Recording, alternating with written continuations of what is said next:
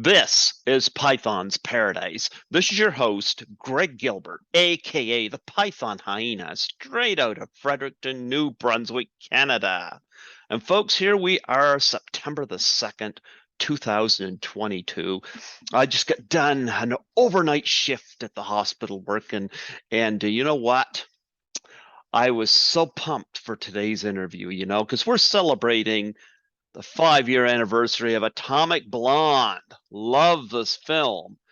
But we have the creator of that film, actually originally titled The Coldest City. Folks, I give you the absolutely awesome, very creative Antony Johnston. How do you do, Antony?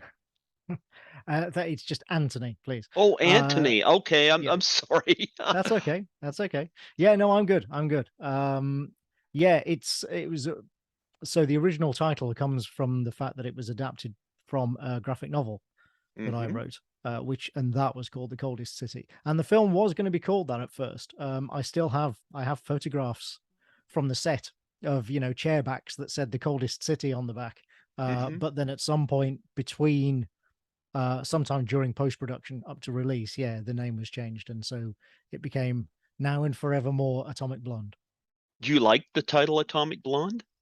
I mean, it fits perhaps the mood of the film better than the graphic novel. The graphic novel is very noirish. It was an homage to John le Carre, that kind of the Cold War fiction of men in greatcoats in the shadows of East Berlin, that sort of thing, because I love that stuff. Yeah. And it was my attempt to, nobody had really done that in comics or graphic novels, and it was my attempt to do that.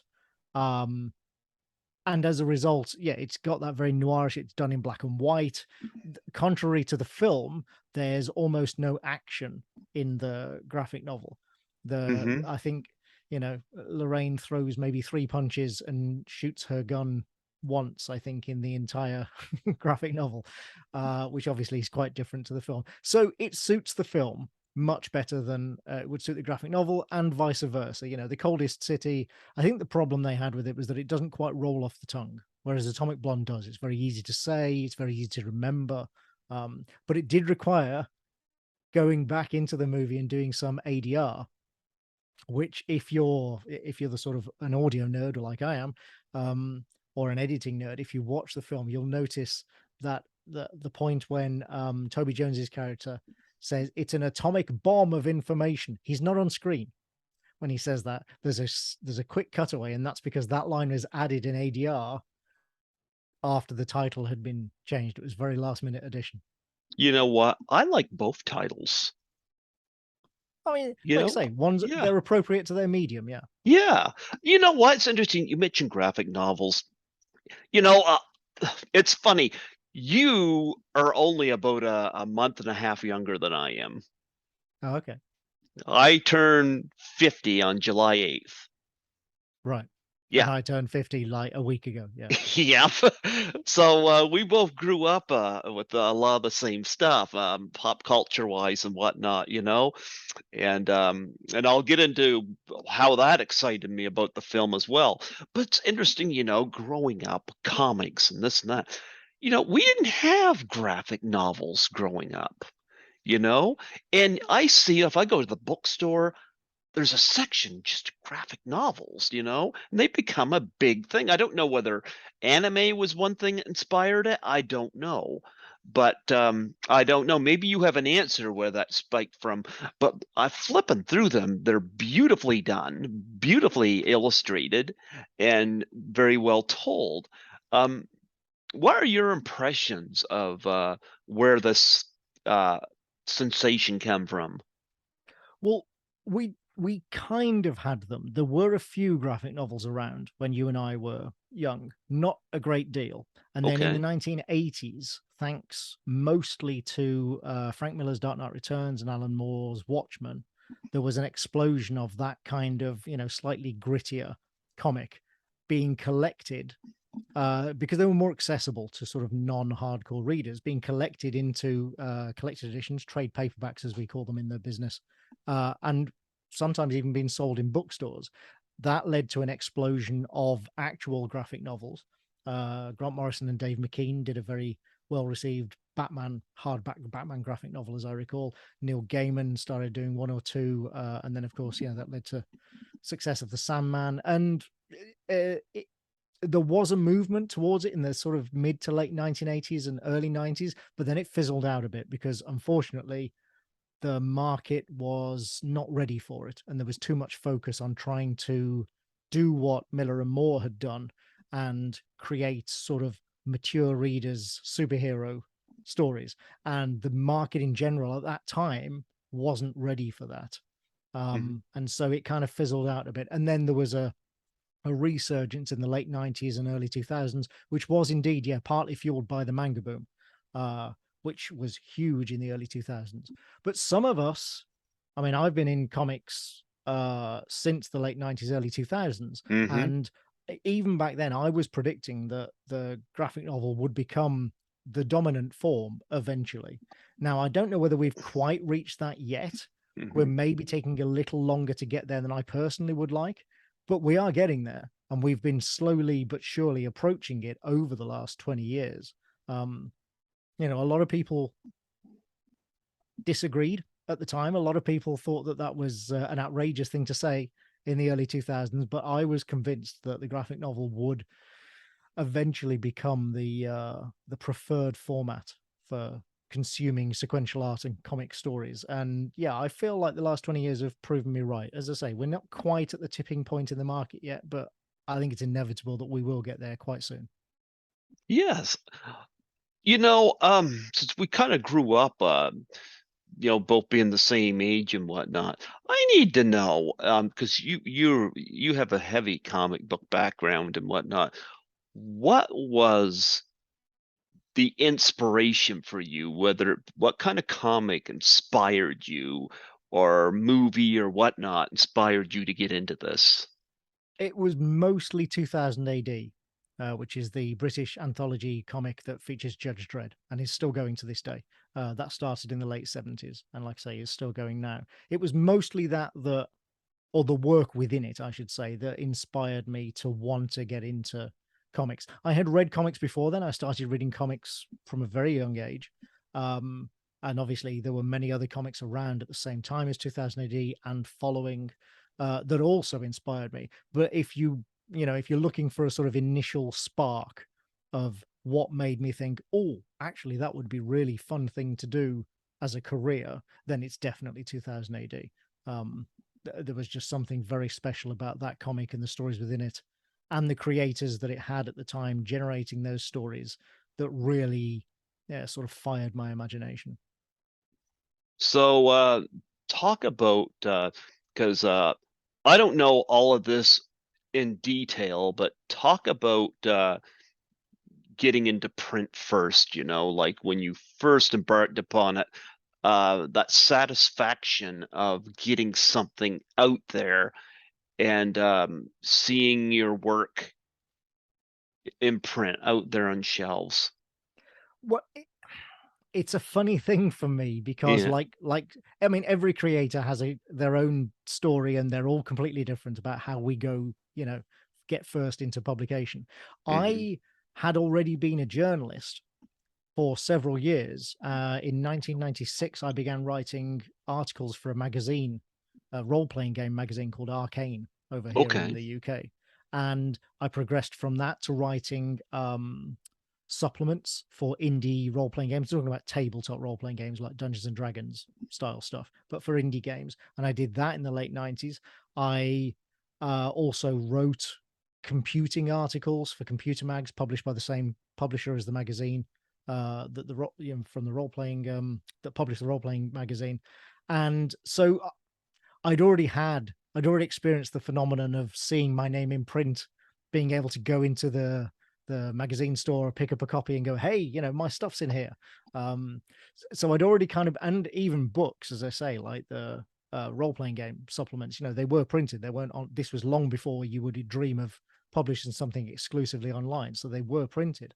So I'd already had that experience, which tempered the exhilaration, if you like, of first getting some fiction proper fiction published. But nevertheless, it was, yes, very exciting. My work in magazines and role-playing games led me to then sort of start doing fiction and comics, and I did start making web comics, indie web comics with some friends, contributed to some anthologies, and then my first proper published fiction work was a book called Frightening Curves, which is an illustrated horror novel.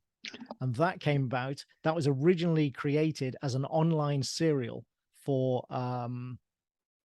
was it Reactor or OP8? It was one of those two, which was an online, they were both online magazines run by a guy called Chad Michael Ward, who was a digital artist and filmmaker, still is, that I got to know at that time through the online comic community.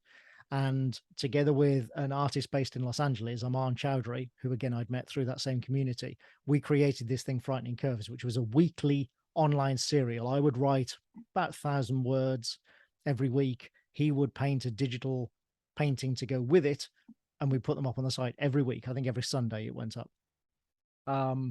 And it quickly became, I think, the most popular thing on the site, partly just because it was regular, because we were putting out a chapter every week, and that brings people back, you know, the value of putting out regular content.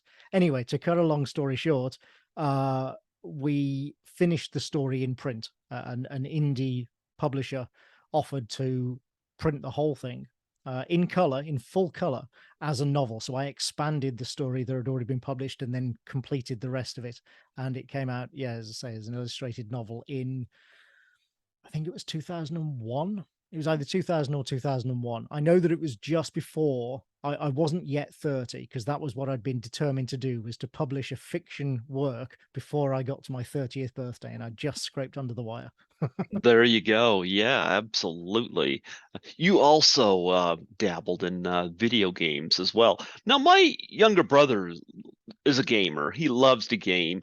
When I was young, you know, grew up with Nintendo. I still got a Super Mario Brothers 2 here, you know, that I can't play on anything right now, but that was about the extent of me playing video games. My brother and even uh, my coworkers, I got a lot of coworkers that are right into gaming.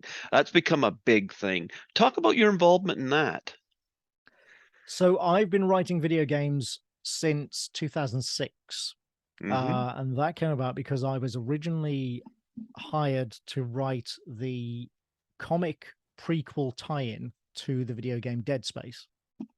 And that was being developed at the same time as the game, which may not sound like much now, but at the time that was quite innovative.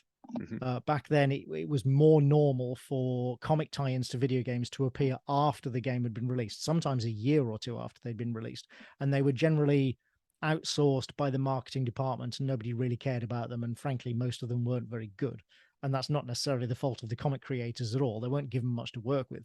But with Dead Space, they wanted to do things differently. There was an anime movie being developed at the same time, and there was an ARG website, and the comic and the video game, and all of these things were being developed simultaneously in what we now know, what we now call transmedia. At the time, that term didn't exist. Nobody knew what to call this. We just, you know, referred to it as tie-in stuff. So I was working on the comic, but as a result, because it was being developed simultaneously, it was important that I was kept abreast of everything that was going on. So I was on a lot of the conference calls and a lot of the email threads that were developing the game and the world of the game. I had to be, because I needed to know that stuff in order to write the prequel comic.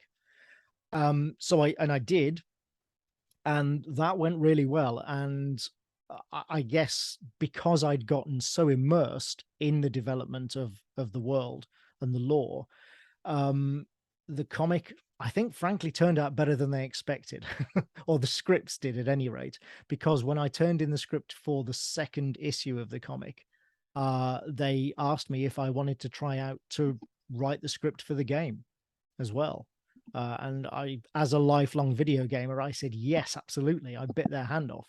I did a tryout. I had to do a trial, you know, just to make sure that I could do the work. But as I say, as a lifelong gamer, I kind of knew what to do already. and somebody who'd wanted to write video games for some time as well. So I had studied the form a little, and yeah, the writing test went well. I was hired to write the game, and I've been writing video games ever since. I've never really stopped writing video games since that moment, and I've got something like about 15 published game titles under my belt now, including, you know, some big names like Resident Evil Village, Dead Space itself, The Assembly. I worked on Shadow of Mordor, Zombie U, yeah, a whole bunch of stuff, and a couple of other further Dead Space titles as well. So yeah, it just became this second parallel career track to my comics that has never really stopped. But I love doing it because, yeah, I am a lifelong gamer. You know, as you say, we're about the same age, so I'm old enough to remember. I remember original Space Invaders, like Yeah, same original here. first generation Space Invaders in my local takeout Yep. shop. I remember it. You know, that's how old we are, Yep. and I've played video games ever since then. You know, I'm not a hardcore gamer. I don't spend every free moment gaming like some people do, but you know, I have been playing them for literally 35 years. And certainly when I was younger, I played a lot more, as you said, like the Nintendo and also, you know, Oh Sega yeah. system, the home computer gaming. But I don't know if it was the same in the US, but here in the UK, it was very common early in the early days to play games on home computers rather than consoles. It was much more that was much more common around here. So the Spectrum, the Commodore 64, then the Commodore Amiga, the Atari ST systems, Mhm. then onto PC gaming. All of that was absolutely widespread throughout the UK. And so I got a really great grounding in that aspect of video games. And then, of course, and I did play a little bit, as I say, of things like Nintendo and Sega, but then the PlayStation came along, PS1, and that just blew the doors off. Suddenly, everybody had a PlayStation. Console gaming was where it was at. And I've been mostly a console gamer ever since, I must admit, just because the convenience is so great compared to, you know, home computer gaming. But yeah, like I say, I love gaming. I love working in games. Working in games is absolutely frenetic and chaotic. People who aren't involved in the industry don't realize just how chaotic every project is completely different. Every project is at risk of not happening right up until the last moment. Things change on a daily and sometimes hourly basis that you have to deal with, especially as a writer, because unlike many industries, writers in video games are quite low down the food chain, to be honest. So you have to be good at collaborating and adapting to changes and overcoming these difficulties. It is, like I say, it's chaotic. It's not for the faint-hearted. But if you thrive in that environment, and if you love the medium as I do, it is incredibly rewarding because the only thing I've done that has reached more people than video games is Atomic Blonde, you know, but I've had video games that have been played by literally tens of millions of people on mobile platforms. None of my graphic novels, you know, would come anywhere near close to that. And the only thing that has, as I say, is Atomic Blonde. So it's an incredibly rich medium and a really rewarding one to work in if you can keep up with it. But like I say, it's not for the faint of heart. You know, it's interesting too because graphics in video games now is so advanced, you know, compared to Yes. when we were younger, you know. Um, Fantastic, you know. Like I said, I'm not a gamer, but my younger brother is, and I've seen the stuff he plays, and it's like, wow, it takes a lot of work to create those worlds and allow players to have not just a challenge, but a creative innovation to go along with it in these quests that they're on, you know? Yeah. Yeah. Now, I don't remember how many times I saw Atomic Blonde in the theater. I know I seen it at least twice. I really enjoyed this movie a lot, and I'm gonna say one thing right off the top of the right off the bat. One thing that really drew me in is the soundtrack.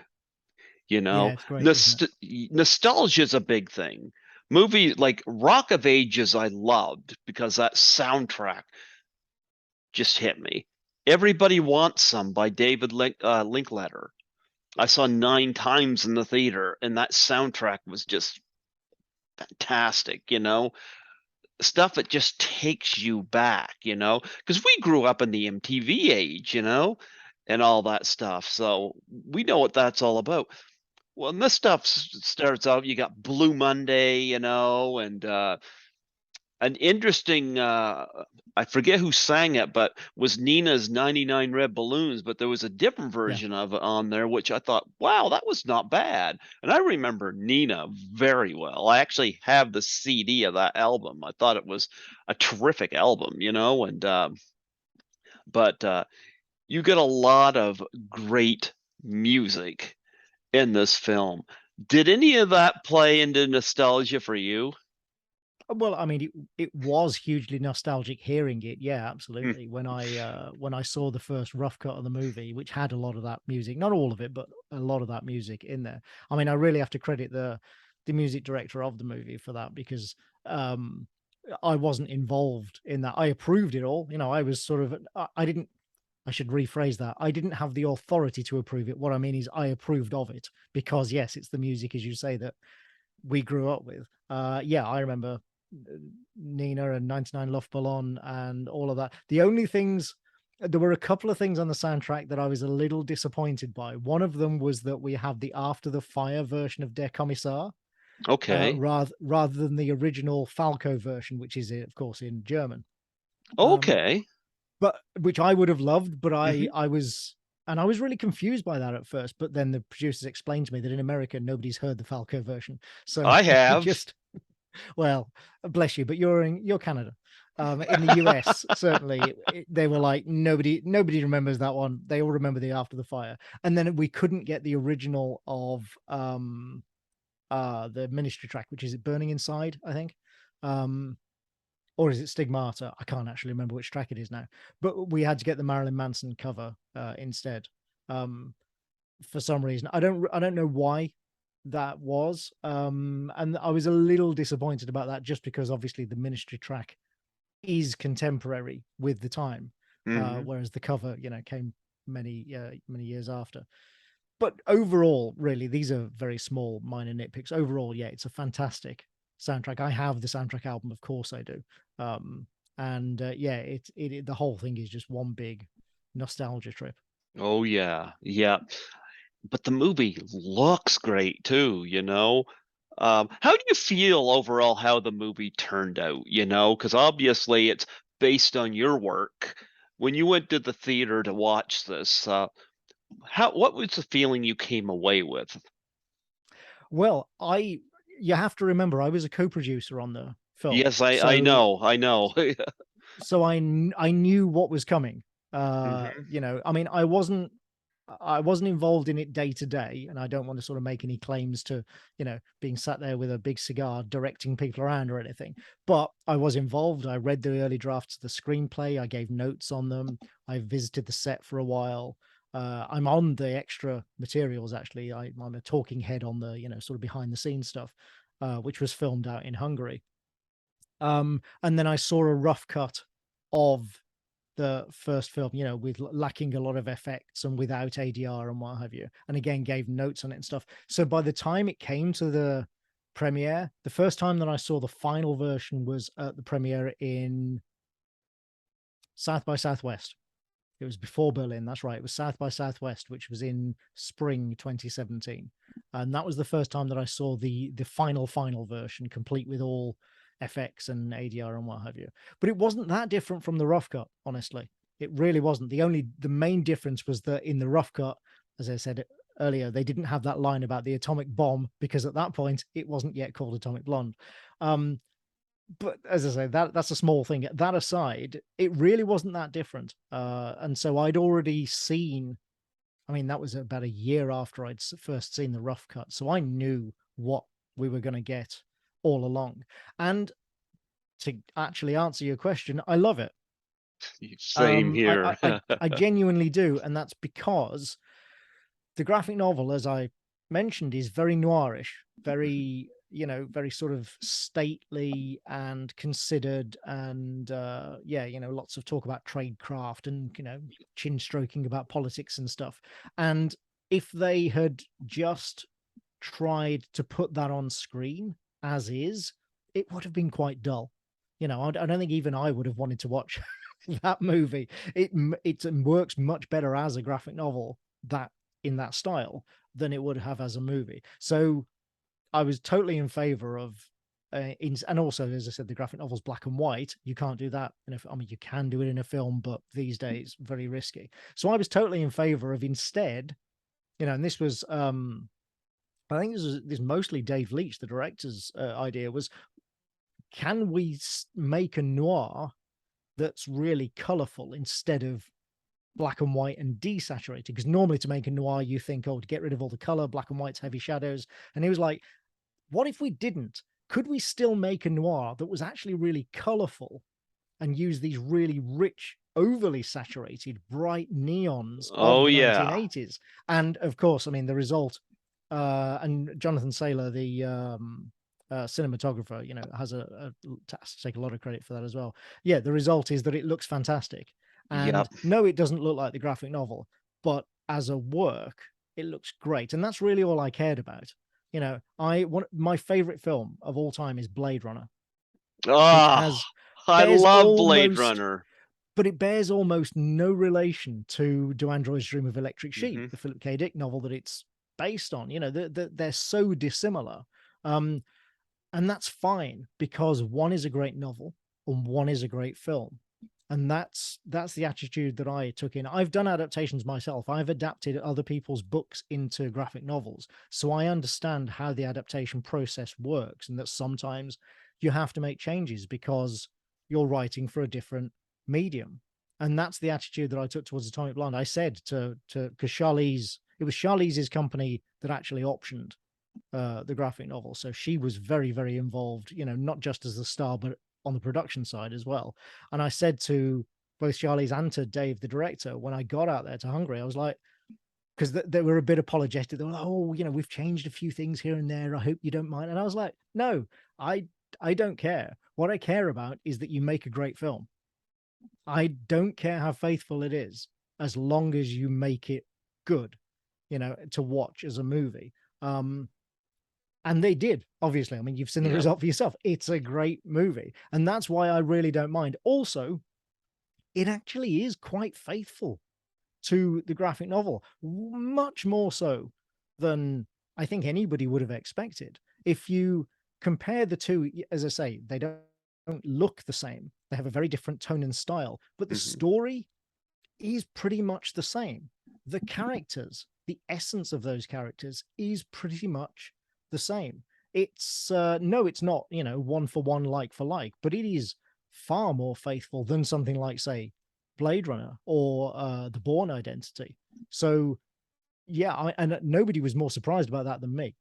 I was expecting it to be nothing at all like the graphic novel. So the fact that it is so faithful is just a sort of a nice extra bonus on top. But yeah, as I say, as a work, regardless of the source material, just as a film, I think it's great. I have also lost count of how many times I've watched it, but that's because I went to all the premieres and red carpets, screenings and stuff, and I genuinely don't know how many times I sat through that film. It's one of those things where it's odd because you actually get a little bored of it after a while. Sometimes when you see actors on doing the rounds for their movies, being interviewed, and you can tell that they're a little bit bored because they've been asked the same questions 100 times in 100 different cities. It's a little bit like that.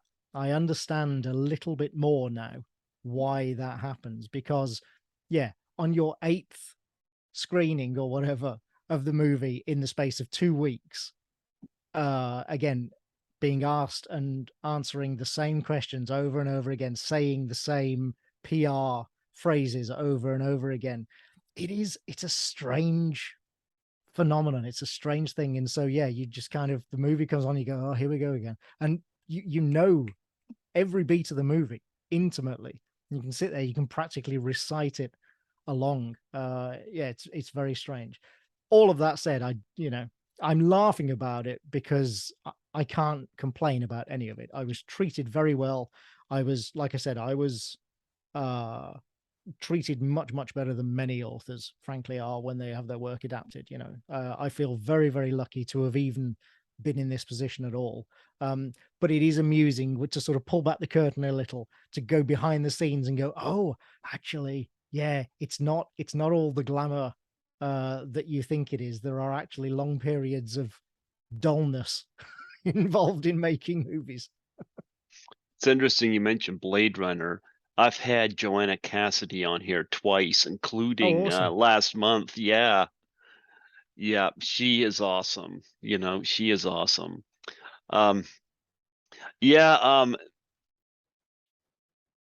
this movie turned out really well. I enjoyed it a lot, and like I said, I love the look of the films, the blues, the reds, and all like you mentioned neon color, Mm.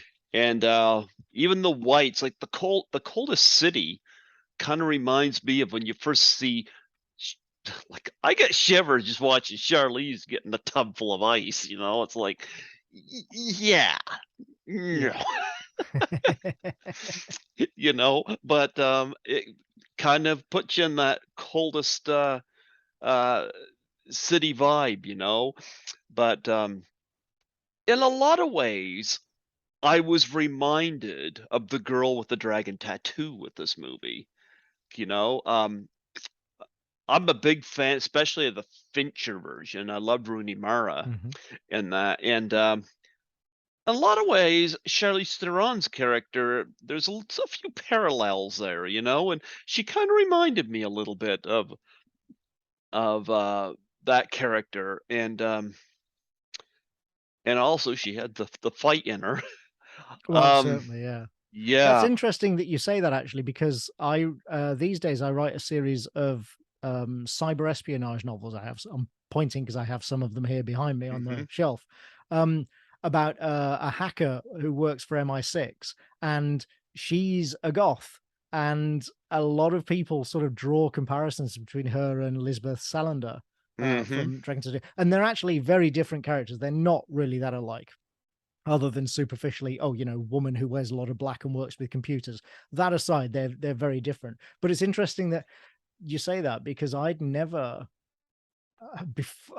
had anyone else say that Charlize's character, that Lorraine, Yeah. reminds them of Lisbeth. But I mean, now you say, I guess I can see some of it.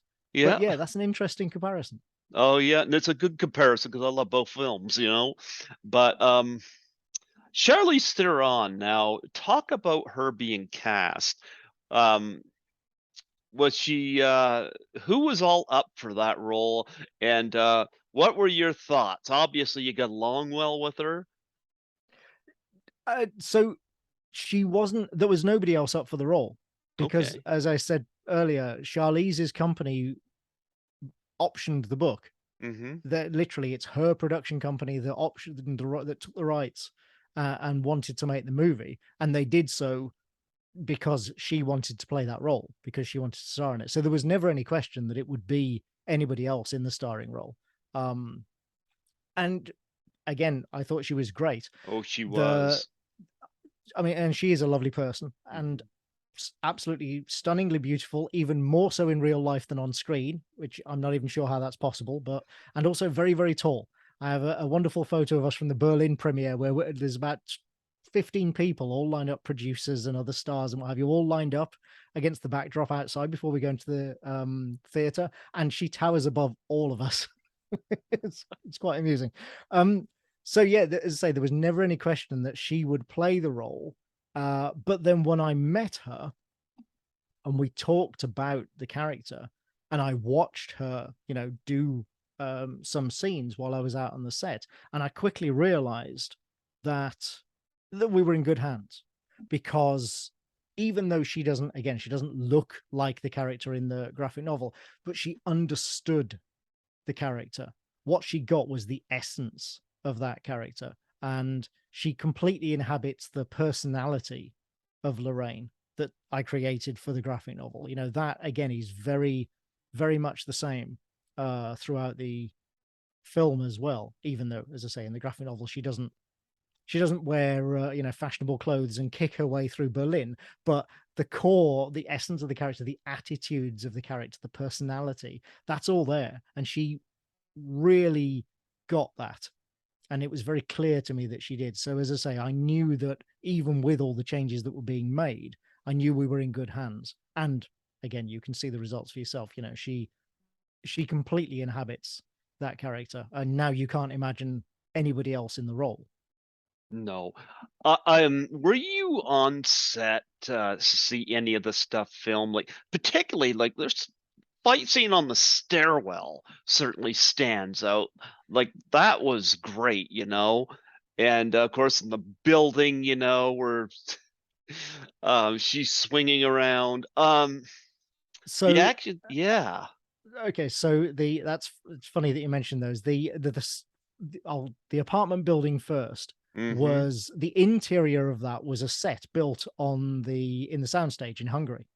Okay. Um, the exteriors were real, that was on location. When you see her jumping out of the window and what have you, but everything up to her literally swinging outside of the building, all of that is actually on a soundstage, and that had been filmed, I'm pretty sure, when I got there, because I was taken for a tour and I walked through the set and things like the table was already smashed and, debris was everywhere. So that had already been done.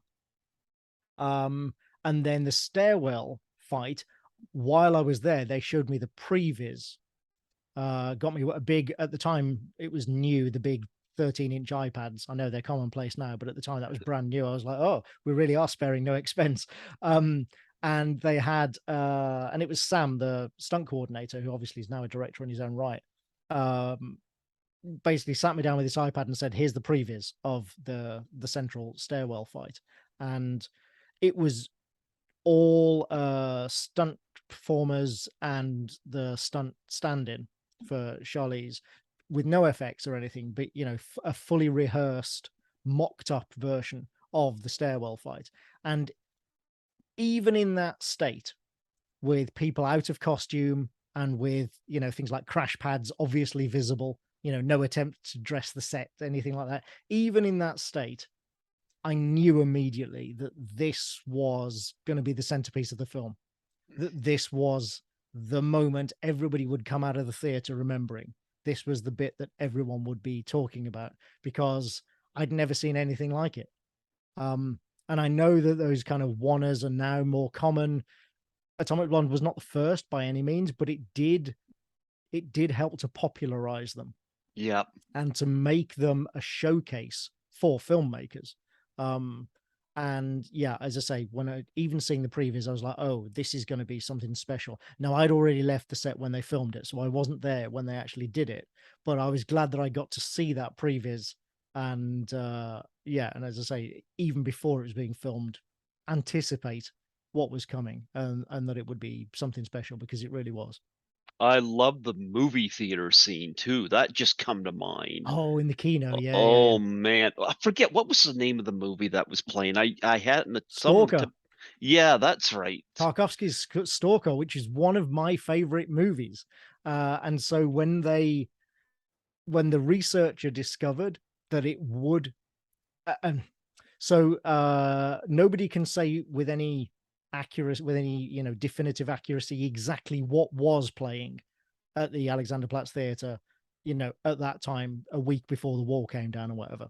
Mhm. We weren't able to find that out, but it was plausible. Stalker was, you know, out and available and being shown in Eastern Bloc theaters around that time. So when we learned that we could, yeah, it could be Stalker, that was it, because we were all big fans of that film, and uh it creates such a great parallel to the atmosphere and the mood of Atomic Blonde itself.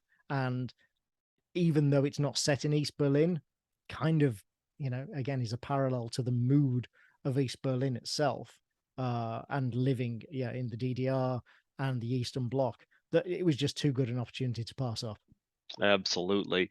It's interesting because the villain in that scene, um, I didn't know this, but I had his wife on my show, Lisa Strathard. She was the bus stop girl at the beginning of Dumb and Dumber. Oh, I didn't know that. Yeah, yeah. And That was when she, that was Daniel, I think, is the was the stunt performer in that scene, wasn't he? Yeah. And he's great actually. I met him at the for the first time at the after party in LA. Yeah, he was a really nice guy and a great stunt actor. yeah, got a key in the face. Oh, that's in the stairwell scene. Oh That's yeah, later in the yeah, in the yeah. in the I stairwell. know, but But it's the same. But it's the same guy. Yeah. yeah. But when she mentioned that, I'm like, what? Okay, okay. I haven't had him on here. Knock on wood, that would be interesting. But I thought it was interesting that she was married to him. So, but yeah, you had a great cast in there. We haven't talked about James McAvoy, who's really carved out quite a career for himself. I mean, um, playing Professor Xavier after Patrick Stewart in the X-Men movies. He filled that nicely, and he's done a lot of great stuff. And he was really good here too, playing that guy that you're not sure you should trust, maybe you shouldn't, but you kind of go along with it, you know. Yeah, he's I put so yeah, James plays David Percival, the sort of station chief Mhm, in Berlin, and his is the character that probably changed the most from the graphic novel to the film. In the mhm, graphic novel, he's a middle-aged, overweight dinosaur, essentially. He's kind of actually, the recent Slow Horses TV show with Gary mhm, Oldman playing the David Percival as originally envisaged was more like Jackson Lamb, Gary Oldman's character in that mhm. TV show, which is also based on a great series of novels. Um, and obviously that's not how James McAvoy plays him at all. But again, the essence of the character is still kind of there because he is still a bit of a dinosaur. He is a sexist. He is a racist. There's that wonderful line, which again isn't in the graphic novel, but it is in the movie. That wonderful line where he's talking with John Goodman's character, Mhm. and when he learns that she survived the attack in East Berlin, he says something like, women always screw things up, don't they? Or they always make a mess of things, don't they? And that's exactly the sort of thing that David Percival would have said in the graphic novel. He doesn't say that exact line, but it encapsulates his personality and attitude extremely well. So even though, yeah, he is a much younger and sort of punkier version of the character, I still thought that he got the essence of it very well. And again, fitted to the movie where the character from the graphic novel perhaps wouldn't have, because he wouldn't have been as dynamic and he wouldn't have fitted in as well as a foil to Charlize's version of Lorraine. Yeah, he was great in Split as well. He's got quite a diverse career. Did you meet him on set? He arrived to start filming literally the day I left. So I met him at breakfast in the hotel at the Four Okay. Seasons. It's like, yeah, oh hello, and we literally exchanged, like 2 minutes of conversation, and then we were gone. But he then did. He was at like the premiere in LA and stuff, and at South by Southwest, I think he was as well. So I got to know him a bit better then. Got to chat with him, and yeah, he's a great guy actually. Really, Hmm. good sort of like fun guy to be around. Down to earth, likes a laugh. Not doesn't have a stick up his butt. Yeah, he's a good guy. And let's talk about John Goodman. Had an interesting part in the movie as well. I like the dynamic between him and Charlize because it gets completely turned on its head at some point, Hmm. and I really loved that. I love that because it made Goodman's character more three-dimensional, you know? Yeah. John, again, I keep these people are all ships in the night. So John rapped on the day that I arrived on set. So I did get to see him work. He Mhm, filmed, or was it the day, or was it the second day? Maybe the second day, because when I got there, I got to see him. Toby, and Charlize, the first day I was there, were filming the scenes inside the box, mhm, the interrogation scenes, yep, which obviously that's the very first thing I walked in on, was them filming that, and how intense, and yeah, John obviously is great in those scenes as well. It's one of those scenes where he does a lot with a little. He doesn't have a lot to do, but he makes the most of it and, sort of stamps his personality on the scene. And then the following day, I think it was, they filmed the final scene inside the plane, which was actually, so again, movie magic. That final scene inside the plane is a balsa wood fuselage that was built inside the soundstage. Everything from the moment the camera moves to inside the plane was just, soundstage and special effects for lights outside the window. There is a photo somewhere of me sitting on that set, and it's tiny. It's, it's like I say, it's literally made of balsa wood and perspex. But yeah, so that was the final scene that he shot. That was his wrap. And then he was off. So I only got to exchange a few words with him, unfortunately, because, busy working. But again, seemed a very nice guy, very unassuming, very modest. It's John Goodman, for heaven's sake. It's John freaking Goodman. And yet you'd never have known on the That's set. right. There was no ego on the set. There was no suggestion that he was sort of throwing his weight around or anything. He was an actor there to do a job and play a role, and he did it extremely well. Yeah, I gotta bring up some other people too. I'm gonna screw this guy's name up, but Till Schweiger? Till Schweiger. Okay. You see, he was in Inglorious Bastards. That's And right. then Yes. here he's the watchmaker, and that was interesting watching him in Inglorious Bastards and seeing him in this too. Quite a different little role in terms of his Oh, mannerisms. totally. And also, we only had him for a couple of days, which is why he has a relatively small role. But he's a star in Germany. So that's the Hmm. other thing. It was a get to get him for that role. Even though it's only a small role, like he is a genuine national star in Germany. So yeah, it was like, yeah, we can get him. We can only get him for a couple of days, but we can get him. And that will help, because obviously with it being based in Germany, that will help, sort of Hmm. get a bit of word of mouth about the movie going in Germany. And yeah, 2 days filming, I think we had with him, tiny little role. But again, you can't imagine anybody else playing it now. He did it so well, Yeah. with so little. He was great. And Eddie Marson playing Spyglass, he was really good, and Yes. I love that he was Eddie's being always protect. good. Yeah, I like him, and I gotta say one of the roles that stole it for me, maybe not over Charlize, but boy, she grabbed my attention. Not that does it helps that she's really, really beautiful, but Sophia Boutella, love Yeah. her. Yeah. Love She's her from the fantastic. moment she appears on screen on her motorcycle. I gravitated towards her every time she's on screen. Did you meet her? I did. I did. She was very nice. We didn't chat a lot, partly because her English isn't great, to be honest with you. My French is very, very basic. But also she was just, busy doing other stuff. And obviously she's since gone on to much, much bigger roles. But yeah, she was great again. Um, really sort of great in the role. And the funny thing about that role is that in the graphic novel, that character is male. Ah. And it was, I think it was the screenwriter Kurt who first, yeah, in fact, no, I'm sure it was the very first draft of his screenplay, of his adaptation screenplay, had that character as a woman. Because I remember that was a whole conversation when we all saw the script about, like, always changing it to a woman, is that a good idea? Everybody was worried that I'd be really offended that they changed the character to a woman, but that they were still lovers. Because in the book they're lovers, but as I say, it's a guy. And I was like, no, that's brilliant. Like, I wish I'd thought of that myself. I would have done it in the graphic novel if I'd thought of that. But part of the point of the graphic novel is about Lorraine succeeding in spite of all the men who are trying to Hmm. thwart her.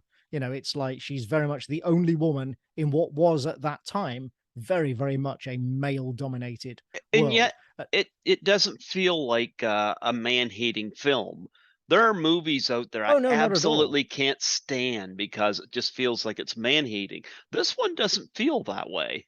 No, not at all. It's more No. just it's a celebration, if anything. And the way that both Charlize and Sophia play that relationship, uh, I think is what contributes to that. because it feels like a quite cynical but also very real relationship. And so yeah, as I said, that was, I mean, I said James McAvoy's character was the most changed from the graphic novel. You could argue that Sophia's was because it was male to female, but actually the character didn't change that much. That's the thing. Yes, it was a gender change, but the actual how the character behaves and what the character does really wasn't all that different. Which is, just an interesting thing to ponder, really. So it wasn't as different, really, as James played Percival, which is quite strange to think about. But yeah, I was fully in favor of making that role a woman, get another woman on screen, because otherwise Charlize would have been the Trust only me. woman on screen, Trust me, I'm all in favor for more Sophia. I think most of the producers were as well, to be fair, yeah. Oh man, she's beautiful. So, are you involved in any way with Atomic Blonde 2? Because I just heard that there's gonna be or I should say prequel, I guess they're saying, isn't it? Yeah, don't believe everything you read or hear. Mhm. So Atomic Blonde 2 has been in development pretty much since Atomic Blonde 1 was released. Okay. Um, I can't really say too much. It is Okay. in development. There are still conversations going on about who would make it and who would star in it. Well, I mean, Charlize was starring it, but alongside Charlize, and when and where it would be set. Mhm. Um, like I say, I can't say too much. What I That's will say okay. is that, That's okay. but what I will say is that anyone, as of this moment, as we're recording this, Mhm. anyone who tells you that they definitively know who's going to be in that film or when it's going to take place or where it's going to be set is lying, Mhm. because although there are plans for those things, none of them have yet been finalized. I talk with the producers fairly regularly. We sort of go back and forth, and everybody wants to make it happen. It's just a question of getting it over the line. It always is with films. Well, you were easy Um, to get along with on that first film. I would hope they work with you again. well, yeah, sure, but it's the one thing. If I've learned anything, and I have learned a great number of things, believe me, over the last few years, getting more involved in films and screenwriting and stuff. But if I learned anything from that initial experience with Atomic Blonde, it's that in Hollywood things move incredibly slowly Mhm. until suddenly they don't, until suddenly they happen, and then it is a freight train going full steam ahead down the tracks, and nothing is going to stand in its way. It is a very, very strange business. um Very exciting business, obviously, but yeah, very odd. So like I say, right now it is in development. There are discussions taking place, but anybody who tells you anything definitive about it is having you on. Well, you know what? Yeah, because we'll keep that under wraps, but no, I hope you are involved with it. But I think it's I hope they do good with it because I love the first film, So, and So I do hope I, they do. yeah. I hope they play around the look and the soundtrack as well, like they did the first one. I can assure you that the production design, the cinematography, and the music will, eh, you know, we know Mhm. we know that that's a large part of why people love the first movie. We're not blind to it. So yes, absolutely, we're going to make sure that that's just as good for a second. Are you doing a graphic novel for the second one, or Not directly, no. So I did a second graphic novel that was a prequel. Uh, okay? but but that was all about David Percival, James McAvoy's character. That was set, I think, 8 years before the Coldest City. It's called The Coldest Winter. That was set 8 years before the first graphic novel, when David Percival was still a young spy in Berlin. It's basically the story of how he became station chief in Berlin, and Mhm. takes place. It's called The Coldest Winter because it literally takes place during what was, for real, was the coldest winter for 30 years in mainland Europe at that time. The winter of 1981 was literally the coldest winter they'd seen for 3 decades. And so Wow. how could I not set the book during that time? So yeah, that's a prequel. There have been talks about trying to make a TV show adapting that, actually. again, nothing confirmed or final yet, sort of ongoing discussions and all that. Okay. And then I started writing a third graphic novel, which would have been another Lorraine story. But I kind of hit a brick wall about a third of the way into it with like plot problems and what have you. And to be perfectly honest with you, I've been so busy since that I just haven't been able to get around to it. Who knows? Maybe one day. But if there is an Atomic Blonde 2 film, it won't be based on an existing graphic novel. It will be an original screenplay. Okay. Okay. I want to talk about because I watched Crossing Point before I come on here. Hmm. That short film you did. I thought was very clever. It kind of in a way reminded me of a film I got co-producer credit on called Social Distance. I had Vernon Wells in it, and all shot during the pandemic and on computer Yeah. screens. Which is actually clever.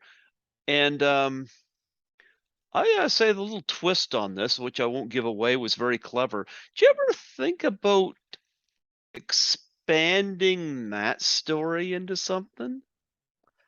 Into a film? Not specifically that story. Okay. When we were promoting that short, a lot of people did say, oh, loving this. Do you want to turn it into something else? Are you pitching it around to make it a full-blown movie? And honestly, no, because Okay. I think Crossover Point is very much a story that fits, again, talk about things being suitable to their format. It's very much a story that fits the format of the short film. Um, I think it would be very difficult to make that particular story feature length. Now, however, that doesn't mean that you couldn't do a film set in that world using that as a starting premise. But it would be a very different thing. It would be much more expansive and very different and bigger thing to do as a feature length film. But it's not a project that I'm currently actively pursuing. Okay. I have other screen stuff kind of bubbling under and what have you, but that's not one of the things that I'm actively pursuing at the moment. I Of gotta course, say I like what I if any film saw. producers are out there watching and want to finance a feature, I would not be averse. But yeah, like I say, it's not something that I'm actively looking to do. Well, I like what I saw. So congratulations on that, It was a great little short film. Honestly, I have to give most of the credit in that film to the performers, to Moises Chian and Casey McKinnon. Casey was Mhm. also a co-producer on the film with me as well. She helped me negotiate a lot of the contract stuff and what have you. Uh, you know, yes, I wrote it and sort of produced and edited and stuff, but that film is so reliant on performances that really the lion's share of the credit has to go to those two. They were both fantastic. Um, Acting to your computer screen is really not the most natural thing in the world. I say that as somebody who has done a bit of acting myself in the past. It's a really odd thing, and they both handled it like pros, Mhm. like with aplomb, and turned in really great performances. So, as I say, all the credit really has to go to them. Okay. What do you have coming up in the future here that you can talk about? I have the third Brigitte Sharp novel comes Mhm. out at the end of this month, 29th of September. That's called The Patrios Network. And is, like I said, the third book about my MI6 hacker who in this one she is infiltrating online militant neo-fascists who are recruiting young men, radicalizing young men online in order to start a race war in Europe, Mhm. while also trying to hunt down the stolen plans to a high-tech weapon that can plunge cities into darkness. And all of that while, as is usual for the Bridge novels, she's also dealing with her own turbulent personal and family life because she never has it easy. So that comes out at the end of this month. I am working on a video game project at the moment, but it hasn't been announced yet, so I can't Okay. That's all talk right. about it. Unfortunately, that's very common in video games. Until a trailer is released or something, you can't say. Even then, actually, even after the Resident Evil Village trailer was released, I still was not allowed to say in public that I was working on it. It's crazy. Mhm. I have another I have a crime series out on submission at the moment, a new thing out on submission at the moment to publishers. What else? Let me have a look at I have a list here. You can't see it. I have a list on my notice board of things that I'm currently working on. What can I talk about? I've just started writing a sci-fi novel as well, but that's very early stages. Yeah, no, there's another video game project, but again, I can't talk about it. You See, know I'm what? afraid I'm in that weird stage where ask me again in a year's I'll time, tell and you what. I might have lots of things to talk about. I'll put you on my roster for 2023. Maybe like a year from now, I'll reach out and have you back, and you And then could I'll do have it. more to talk about. Yeah. Yeah, yeah, because we're pretty comfortable talking to each other. You get a feel of what this is all about. Do you mind if I because I'm sure there's other podcasters that I know would love to have you on their show. I don't know if they're all going to be Zoom, but would you be interested in having any like them reach out to Sure. you? Do you mind if I give them your email or? Please go Okay, ahead. I'm always up for for talking to people as long as I've got the time, as long as I have some okay. notice. I'm Well, I always know up for doing a bit of PR. respectable, yeah, I know respectable podcasters that, but yeah, that they would uh we I don't kind of care if help they're each other out. respectable. Y- Well, like people that will treat you with respect on there. No, I know, I know. Yeah. Yeah. So do you have any charities that you're involved with that you want to plug on here? Actually, yes. But they're both well, okay, so I was going to say they're both based in the UK. There is another one. Mhm. So Book Trust is Okay. a charity here in the UK that I support, and they are a charity that supplies books to deprived families, to children of deprived families. Okay. Um, the idea being that books unfortunately come quite low down the pecking order of what to buy when you are living in poverty, and so Book Trust takes that burden away from the families by sending books to deprived families so that the kids and parents can bond over shared reading at bedtime, that sort of thing, and instill a love of reading into children at an early age, which I'm a firm believer in. I Yep. always encourage young people to read. When my when my sister had kids, like every birthday, every Christmas, every gift giving occasion, there was always at least one book in the package of stuff that I would give the kids, to get them both reading. So yeah, Book Trust is one. You can find them at booktrust.org.uk, I believe. Mhm. Another one here in the UK is the British Hedgehog Appreciation Society, or Okay. Preservation Society, sorry, BHPS.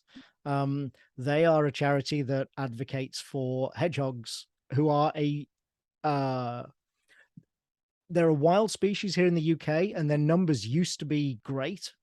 But unfortunately, because of increasing urbanization and because of the way modern houses and gardens are built, their numbers are rapidly dwindling. They're very much in danger over here, which is a great shame because they're actually the gardener's friend, as it were. Now, I am not much of a gardener, Mhm. but if you're a gardener, you want hedgehogs in your garden because they will eat pests and slugs and worms and all manner of stuff that's bad for your garden.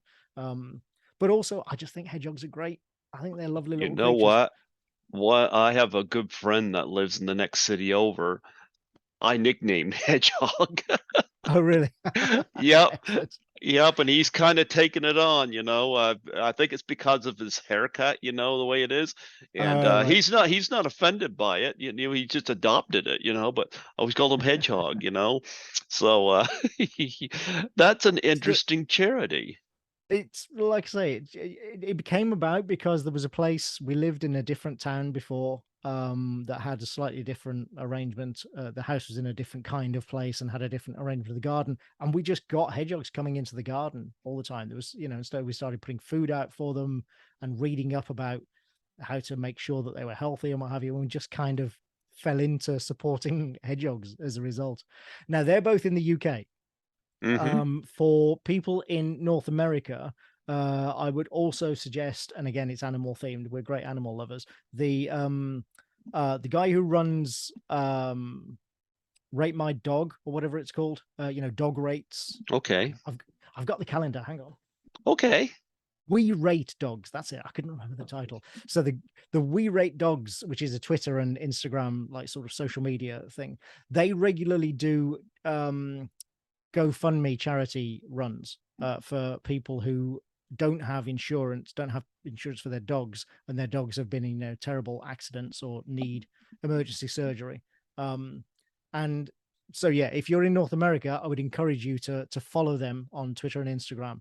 And when every Friday they do charity raising for these dogs that are in need, and I think they've set up a foundation now as well, so they're worth looking at. If you can spare a few shekels, there are many good dogs, as they call them. They're all good dogs out there that could use your help. Yeah, you pet owner. I used to have two lurcher dogs, two big greyhound crosses. Unfortunately, we lost them both a few years ago, and we haven't yet taken on more dogs since, mainly because of the pandemic and what have you. But yes, we are great animal lovers in this house. Yeah, I've got a kitty. He's over there curled up asleep right now. How bad is the pandemic right now in London? Like when I work at the hospital, I wear a mask, obviously, because we're in the hospital, but I've been going back to the movie theaters since July 2020. We Oh wow. kind of get the job on it here in New Brunswick. We've had some deaths, yes, but we've kind of in a way got the jump on it. I think we saw it coming, when it was in the news and whatnot. But public places were pretty mask free right now. Yeah, London. I mean, I don't live in London. I live in the northwest of England, in a fairly rural area now. And around here, yeah, it's not so bad, but that's because it is a rural area where it's easy to social distance, and it's just not that heavily populated. But I used to live in London, and I go down to London fairly often or I used to anyway, for work purposes. And I did go down there just a couple of months ago, for work and an awards ceremony and stuff. And yeah, that's not doing so great. I came back with a case of COVID, and Oh, wow. almost nobody around the city is masking anymore, which is I would get on the tube wearing a mask, and I'd be one of maybe two people in the entire train wearing a mask. So yeah, unfortunately, we seem to have decided that that's no longer a thing here in the UK, which is unfortunate, I think. Well, I got two conventions I'm doing in Toronto in October, and I am bringing my mask just as a precaution, because it kind of helps. But I you mean, look, ever get, it's as much about mask wearing to me. It's been shown that mask wearing doesn't prevent you from getting it so much as prevent you from giving it to other people if you are infected and infectious. And hmm that's why I continue to wear a mask as much as anything. It's out of courtesy to other people. And I wish more people realized that it's about being courteous to others. It's not necessarily about preventing yourself from getting it. And if we all just understood that a little bit better, then I think maybe we'd all be a bit more willing to carry on masking, at least for a while. It does seem as if things are improving here in the UK, but also the kids have been off school for the whole summer. And so it's kind of the real acid test will be over the next few weeks as the kids go back to school to see whether the numbers rise again. And then we'll find out if it really is going down or if it was just the summer holidays. Yeah, that could be the case. Could be the case. Yeah. Do you ever get to do the conventions like the Comic Cons or anything like that? Yeah, again, pre-pandemic, I used to go all the time. I was a regular at San Diego for many years and still go occasionally. I go to New York quite a bit because that's quite a bit closer, and I love New York. I have lots of friends there. There is Thought Bubble here in the UK, which is just down the road from me it was in Leeds, now it's in Harrogate, but they're both just down the road from me. Which I go to again quite regularly. There are crime writing festivals in London, again, one in Harrogate, one in Bristol that I attend. So yeah, I get around and do conventions and conferences and what have you. If anybody wants to come and find me at one of those in the future, follow me on social media, find me on Twitter or subscribe to my newsletter. And I always, mention when I'm going to be making a public appearance of any kind. It's just that obviously, again, during the pandemic, I haven't been doing them for obvious reasons, but I used to, and I certainly would like to get back to doing them. That would please me very much. What's the most unique thing you've ever been asked to sign? I actually, I don't want to say my fans are dull, but I've never been asked to like sign, parts of bodies or anything like that. I know some people do have those kinds of stories. I don't seem to attract those sorts of readers. It's interesting because the first time I heard of the body signing was from a fellow UK performer, Caroline Munro. Oh, right. Okay. Yeah, she was the first one to tell me that. And I'm actually, knock on wood, hopefully everything goes well. I plan to meet her at Horrorama this year. So I am excited about that. I had her on here back in 2016. So I was quite excited about that. But she was the first one I recall mentioning that. So people tattoo it on them and all this. And Yeah, no, yeah, as I say, I don't seem to attract those sorts of readers. It's probably for the best. there you go. Well, you know what? It was wonderful having you come on here today, and celebrate 5 years of Atomic Blonde the movie. Time flies. Wow, yeah, it just seems like yesterday I saw that in the theater. Yeah, How odd, but crazy, uh, isn't it? yep. But I enjoyed this movie, and it definitely has a great soundtrack, has a great look. It's an all around one of my favorite action movies, definitely, hands down. Thank you. Absolutely, absolutely. You have anything else you wanna plug and promote on here before we close off? I would just say again, follow me on social media. You can see my username down there in the corner, I think. Mhm. Um that's my username on all of the main social media platforms because it's spelled unusually. So as long as you spell my name correctly, AntonyJohnston, as long as you spell both names correctly, you will find me on social media. So follow me on Twitter, on Instagram. There are links there to my newsletter and stuff. And yeah, my website is the same, AntonyJohnston.com. This is having a name like that is a curse and also a bonus. It's a curse because nobody can spell it right, but it's a bonus because when they finally do spell it right, you'll find, I'm easy to search for. You'll find me all over the internet. So yeah, just follow me on social media and get lots of pictures of food and animals and the occasional joke. Yeah, I've actually got your webpage up here, so yep. Well, you know what? It was wonderful having you come on here today. Thank you for allowing me the honor, you Oh, know, you're welcome, from Greg. It was a pleasure. yeah, from New Brunswick, Canada to the UK, London. It's great to make these connections. We couldn't do this back when we were younger. How interesting Oh, no. technology is. It's one of the things I love about the internet. Believe me, yeah, Hmm. I love being able to reach out to people halfway across the world. It's fantastic. Yeah. Well, before I let you go, would you mind doing a plug for my show? Sure. Yeah, just state your name and mention you can either mention the graphic novel or the movie, it doesn't matter. That you're the author of that and say you're listening to Greg Gilbert on Python's Paradise. This is Antony Johnston. I'm the creator of Atomic Blonde, and you're listening to Greg Gilbert on Python's Paradise. Perfect. There you go. Perfect. How much you want to bet Charlize wouldn't get it on the first try, you think? No, I'm sure she would. I'm sure she would. Oh, she probably would.